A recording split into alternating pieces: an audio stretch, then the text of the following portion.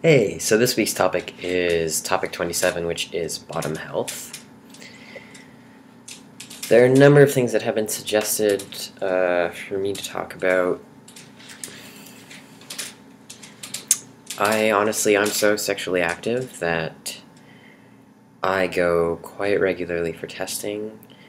I go regularly for pap smears. I've had a number of ultrasounds done.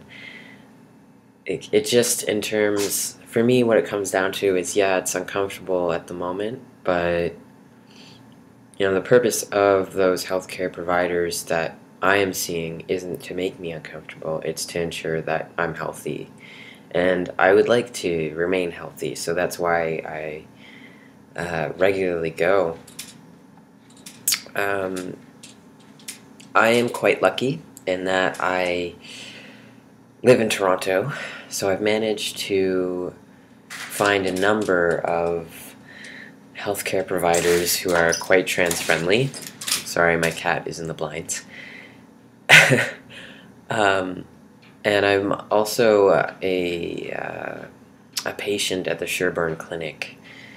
So they're all fairly trans knowledgeable, or they're, at least, if they aren't, they're respectful enough to kind of ask about what would make me comfortable, which I really appreciate, because in Nova Scotia, that wasn't really something that happened a lot. They didn't try to make you feel like you were a person. You were just sort of there to do what they thought was right, regardless of how that may affect you. So yeah, but I recommend for everyone to regularly have pap smears.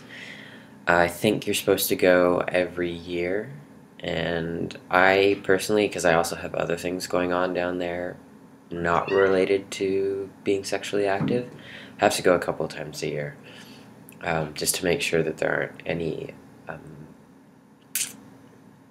sort of life-threatening things going on. In terms of finding the right gynecologist, ask around, go to LGBT centers and see if they've heard anything. Ask your friends. You may have to try a few. You may want to go in and sit down with the gynecologist and ask them about, their experience with, how trans knowledgeable they are, which is completely reasonable. You have every right to do so.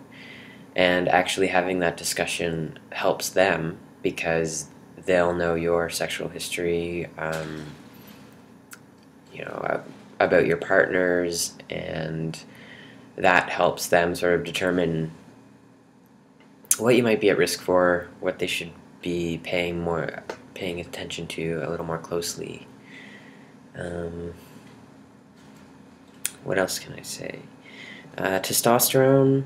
A lot of people say that they have problems with lubrication.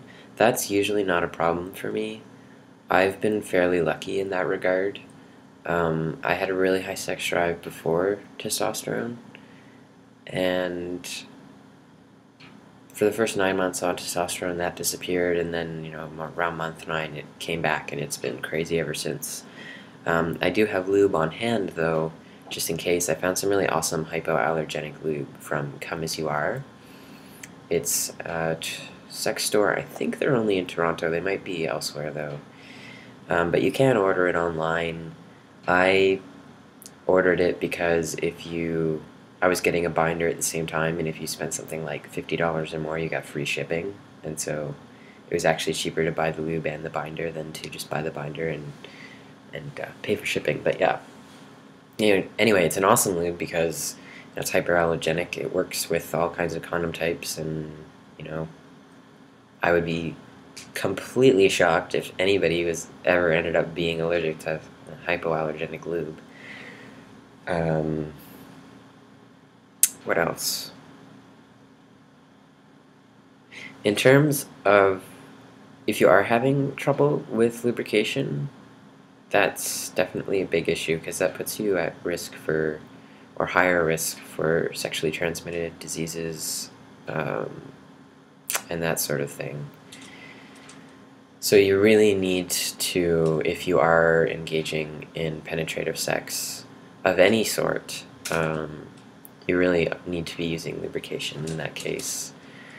Because I identify as a gay male, if I feel even slightly like I may be having trouble, because the vaginal walls do get more sensitive, there's a much higher risk of tiny little tears and of bleeding, yada yada. So I'm very cautious about, if I do feel like I'm not ready enough, I'm going to use lube, because condoms, while effective, are something like only 97% effective, and it gets lower for things like HIV and things like that. So definitely, it's really about just taking care of yourself and knowing the risks involved in the activities that you are undertaking, sexually or not. So I hope that this has been of some good advice. Basically, to summarize, get regular pap smears. I know they suck, but they're in your best interest, so that you, if there is anything that might cause you to become unhealthy, they can catch it early. Get tested regularly, which can and cannot involve like vaginal smears, or I can't remember what they call it. You can opt whether or not they do. You can do like a blood test and a urine sample if you don't want to do that smear thing. Use lube. Be aware of what your risks are, and be completely honest with your physicians, because they're there ideally to help you and to do the best that they can for you, and they can only do that if you're being honest with them. So anyway, I hope this has been of some help. That's all I have to say about bottom health, and I will see you guys next week for topic 28.